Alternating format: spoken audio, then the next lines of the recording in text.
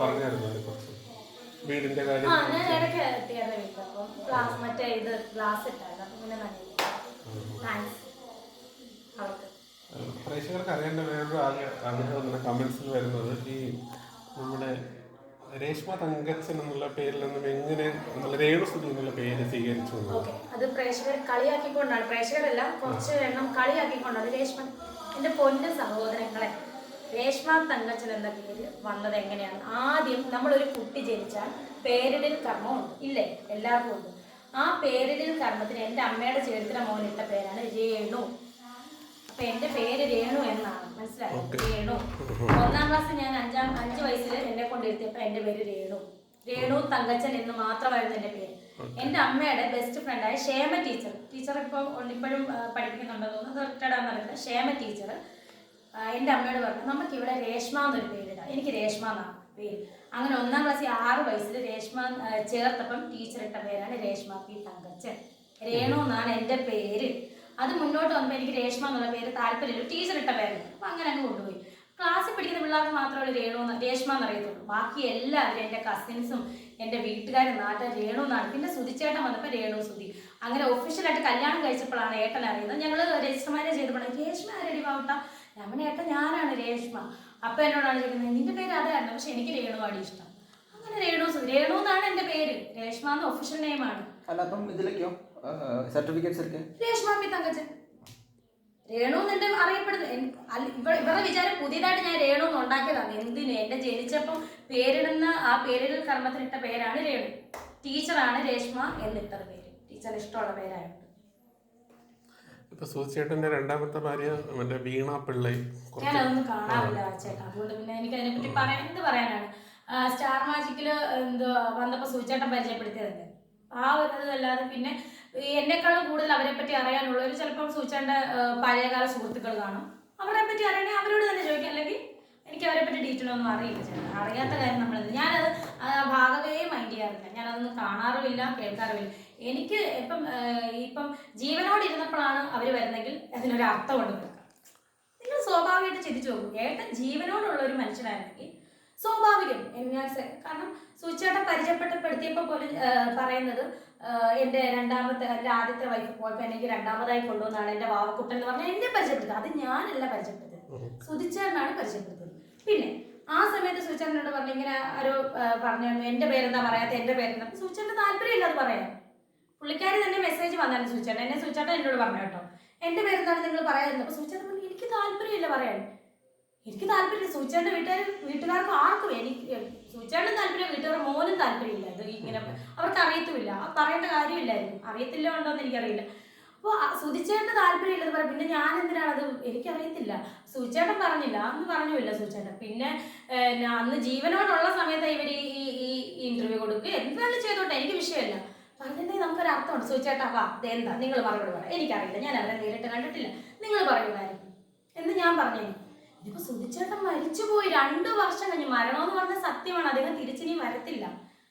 ഞാൻ എന്നാ ചെയ്യണം? സുധിച്ചേട്ടൻ എടുത്തുകൊണ്ട് വന്ന് പുനർജനിപ്പിച്ച് എനിക്ക് മുന്നോട്ട് നിർത്താൻ പറ്റുമോ? ഞാൻ എന്താ എൻ്റെ നിസ്സഹായാവസ്ഥ, ഞാൻ എന്താണ് അതിന് പ്രതികരിക്കേണ്ടത്? എനിക്കറിയില്ല, എനിക്കറിയാവുന്ന കാര്യമല്ല അത്. പിന്നെ ഞാൻ എന്ത് പറയണം? ഈ എനിക്കറിയില്ല. ഇത് ഭയങ്കര പ്രശ്നം നടക്കുവാണെന്നാണ് ഞാൻ പുറമേ ഞാൻ ഒന്നും കാണത്തില്ല. ദൈവസത്യം, സുധിച്ചേട്ടൻ്റെ ആത്മാവ് സത്യം, ഞാൻ ഇതൊന്നും കാണാറില്ല. പിന്നെ അടുത്ത എനിക്ക് ഇതിനെപ്പറ്റി പറയാനുള്ളത്, ഞാൻ ആ പേര് പോലും പ്രതിപാദിക്കത്തില്ല. എനിക്ക് ഞാൻ ആ ഒരു പേര്, എൻ്റെ പേരെടുത്താണ് അവർ വൾഗർ ചാറ്റ്, സുധിച്ചേട്ടൻ്റെ വൾഗർ ചാറ്റ്, സെക്സ്, ഞാനും സുധിച്ചേട്ടനും തമ്മിലുള്ള സെക്സ് ചാറ്റ് പുറത്തു വിടും എന്നൊക്കെ പറഞ്ഞു. ഞാനൊരു കാര്യം ചോദിച്ചോട്ടെ, ഞാനും സുധിച്ചേട്ടനും തമ്മിലുള്ള സെക്സ് ചാറ്റിലെ അവർ പുറത്തു വിടുമെന്ന് പറഞ്ഞത്? സുധിച്ചേട്ടൻ്റെ കൂടെ കിടന്ന ഒരു കുഞ്ഞുണ്ടല്ലോ എനിക്ക്, ഇല്ലേ? പിന്നെ ഇനിയിപ്പോൾ സുധിച്ചേട്ടൻ ഞാനും തമ്മിലുള്ള സെക്സ് ചാറ്റ് പുറത്തു വന്നാലും യാതൊരുവിധ പ്രശ്നം എനിക്കില്ല.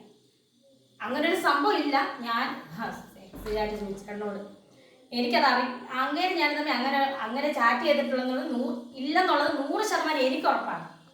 ഇനി അഥവാ അവർ പുറത്ത് വിടട്ടെ, വേറെ ആരും തമ്മിലുള്ളതല്ലല്ലോ. സുധിച്ചേട്ടൻ്റെ കുഞ്ഞുങ്ങളുടെ അമ്മയായിട്ടല്ലേ, വിഷയമേ അല്ല. പിന്നെ അടുത്തത് എനിക്ക് പറയാനുള്ളത്, സ്വത്തുക്കൾ തട്ടിയെടുക്കാൻ ഞാൻ എന്തിനാണ് സുധിച്ചേട്ടൻ്റെ സ്വത്ത് തട്ടിയെടുക്കുക?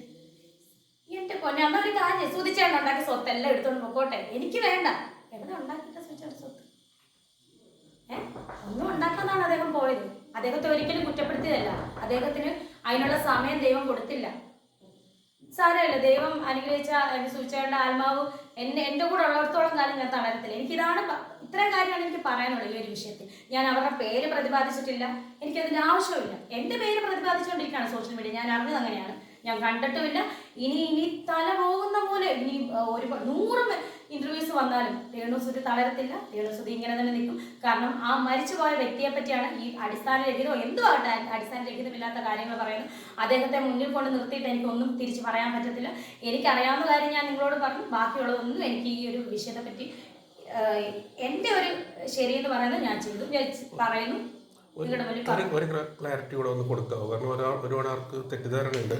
ഇപ്പൊ വീണ പിള്ളയ്ക്ക് ഒരുപാട് കോളുകൾ വരുന്നുണ്ട് അവരെ ഭീഷണിപ്പെടുത്തിക്കൊണ്ട്, അതിന്റെ പിന്നിലൊക്കെ രേണുസുതി ആയിരിക്കും. എന്റെ ലൈഫിൽ എനിക്ക് അതിന്റെ ആവശ്യമില്ല. അവരുടെ പേര് പോലും ഇപ്പൊ നിങ്ങൾ പറഞ്ഞില്ല, പേര് ചേട്ടൻ ഇപ്പൊ ഒരു പേര് പറഞ്ഞു, ആ പേര് ഇനി നിമിഷം വരെ ഞാൻ ഒരു വാക്കുകൊണ്ട് എന്റെ നാവ് കൊണ്ട് ഞാൻ പറഞ്ഞിട്ടില്ല. എനിക്കതിന്റെ എന്തിനാണ് അവരെ ഭീഷണിപ്പെടുത്തുന്നത്? ഞാൻ ഇത്രയുള്ള ഞാൻ വിളിച്ച് അങ്ങനെയാണെങ്കിൽ ആ ഞാൻ ഭീഷണിപ്പെടുത്തുന്ന തെളിവുണ്ടാക്കി കൊണ്ടുവരട്ടെ. എനിക്കതിന്റെ ആവശ്യമില്ല. അവരുടെ പേര് പോയിട്ട് അവരെ പറ്റി ഒരു നിമിഷം പോലും ഞാൻ ചിന്തിക്കുന്നില്ല. എന്നെ ബാധിക്കുന്ന പ്രശ്നമേ അല്ല. പിന്നെ ഞാൻ എന്തിനാണ് ഭയക്കുന്നത്, ഭീഷണിപ്പെടുത്തുന്നത്? ഇതൊന്നും കണ്ടാലല്ലേ ഞാൻ ഭീഷണിപ്പെടുത്തിട്ടുള്ളൂ, അല്ലെ കണ്ടാലല്ലേ എനിക്ക് പ്രശ്നമുള്ളൂ. ഞാനൊന്നും കാണുന്നില്ല. എൻ്റെ ദേഹത്തോ എൻ്റെ മനസ്സിനെയോ ഒന്നും ഏൽക്കാത്ത കാര്യമാണിത്. രേണുവിനെ പരിചയപ്പെട്ടതിന് ശേഷമാണോ വീണയുമായിട്ട് സൂചിച്ചേട്ടൻ റിലേഷൻ വേണ്ട? എനിക്കറിയില്ല, എനിക്കിതിനെപ്പറ്റി. ഞാൻ വന്നപ്പോൾ സൂചിച്ചേട്ടൻ്റെ മൂലമേ ഉള്ളൂ. അവരൊരുമിച്ച് താമസിക്കുമായിരുന്നു കൊല്ലത്തെ വീട്ടിൽ. അവിടെ ഈ പറഞ്ഞ സ്ത്രീയെ ഞാൻ കണ്ടിട്ടില്ല. സോ ഞാൻ വന്നപ്പോൾ ഇന്ന് ഈ നിമിഷം വരെ ഞാൻ കണ്ടിട്ടില്ല അവരെ. പിന്നെ ഞാൻ എന്തിനാണ് അതിനെപ്പറ്റി പറയുന്നത്? എനിക്ക് എൻ്റെതായിട്ടുള്ള കാര്യങ്ങളുണ്ട്. ഒന്നും വേണ്ട. കൊല്ലം സുധിയുടെ ഇളയ കുഞ്ഞിന് ജന്മം നൽകിയ അമ്മയാണ് ഞാൻ. ഇതിൽ കൂടുതലൊന്നും എനിക്കൊന്നും പറയാനില്ല. ഇത്ര എനിക്ക് ഈ വിഷയത്തെ പറ്റി പറയാനുള്ളൂ. ഞാൻ ആ പേര് പോലും ഇനിയും എടുത്ത് പറയാണ്, ഈ പറഞ്ഞ പേര് പോലും എൻ്റെ വായ കൊണ്ട് ഞാൻ ഇതുവരെയായിട്ട് പ്രതിപാദിച്ചിട്ടില്ല. ഇവരുടെ പേരോ ഇവരുടെ ഒരു കാര്യങ്ങളും ഞാൻ പ്രതിപാദിച്ചിട്ടില്ല. ആരെയും ഭീഷണിപ്പെടുത്താനുള്ള എനിക്ക് അതിൻ്റെ ആവശ്യമില്ല. ഇതൊന്നും എന്നെ ബാധിക്കുന്ന കാര്യമേ അല്ല. സോ എൻ്റെ ലൈഫ്, എൻ്റെ തീരുമാനം, ഞാൻ മുന്നോട്ട് പോകുന്നു. ഇത്രയേ ഉള്ളൂ.